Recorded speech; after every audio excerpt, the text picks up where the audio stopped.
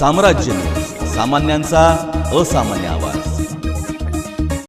मानव धर्माचे प्रणेते सद्गुरुदेव श्री सतपालजी महाराज यांच्या प्रेरणेने संपूर्ण भारत देशात नूतन वर्ष 2025 आणि मकर संक्रांती निमित्ताने 1 ते 15 जानेवारी 2025 या कालावधीत मानव उत्थान सेवा समितीच्या माध्यमातून गरजू व्यक्तींना आवश्यक साहित्य वाटप कार्यक्रमाचे आयोजन करण्यात आले.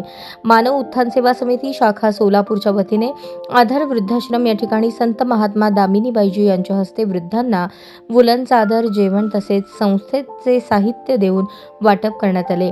यावेळी साध्वी जागेश्वरी बाईजी, वृद्धाश्रमाच्या संचालिका मनीषा होळकुंद्रे, काळजीवाहक कल्पना कोळी, सेविका अनिता शितोळे, मोहन चिप्पा, अंबादास तौडम, आनंद कोंडा, जनार्दन कुमार कुंठला, राजू रापेल्ली, शाखा प्रमुख तिरुपती संबारी उपस्थित होते.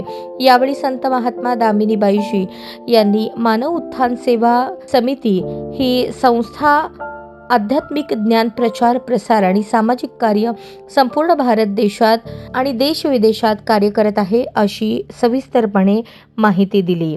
कार्यक्रमात यशस्वी करण्यासाठी कविता संबारी, सुवर्णा मच्छा, पद्मा चिप्पा, सुजाता इप्पलपल्ली, शारदा चिप्पा, ज्ञानेश्वरी यनगंदुल, मंगम्मा येमूल, पुष्पाताई गुडूर, ममता भंडारी, रेखा कोतलापुरे, विजया चिप्पा, आशीर्वाद हक्के, विश्वतेज काटकर या सर्वांचे सहकार्य लाभले. जीवनाचं लक्ष आहे आत्म्याचं उत्थान. आम्ही जेलमध्ये पण जातो, कैदी लोक बाहेर काढते आम्हाला 1 घंट्यासाठी. आम्ही त्यांना प्रवचन देत असतो नेहमी.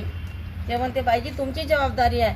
आम्ही स्वतःच्या जबाबदारीवर खुंकार कैद्यांना सुद्धा आम्ही सत्संग सांगतो आणि तिथं जातो. एक बहुत बडी संस्था आहे.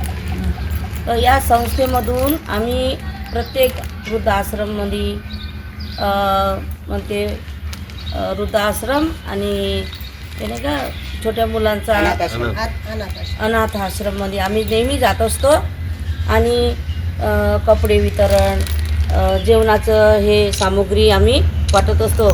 चाहे छत्तीसगडमध्ये असो, चाहे मध्य प्रदेश, महाराष्ट्र, आम्ही जिथं बदली झाली ना तिथे हे आमची संस्था कार्य करत असते नेहमी.